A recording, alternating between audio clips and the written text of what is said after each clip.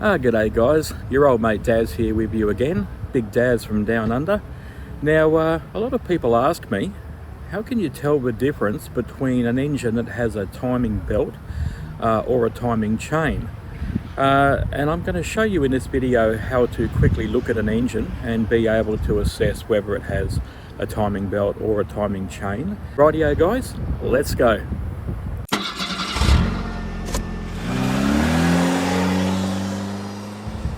Now, the main difference between the timing belt and timing chain is that a timing belt is generally on the outside of the engine, usually contained within a plastic box which is held on by either clips or screws or little bolts, and the timing chain itself is inside the engine, generally with a metal rocker cover covering the timing chain, so it's actually inside the engine rather than outside of the engine as the timing belt is.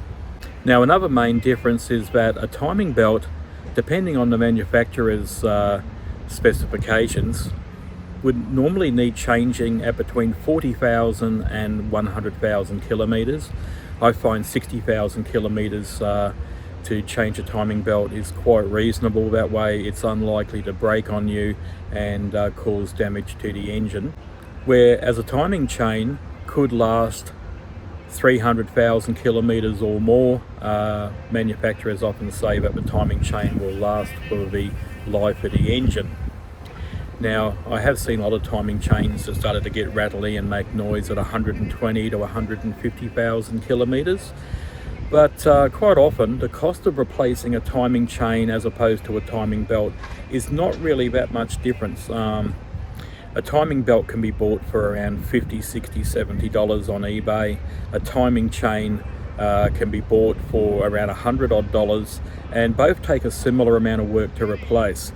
Now, a lot of cars use a timing belt kit, which might contain a water pump and tensioners, guides, and other components which can wear out or start to loosen up.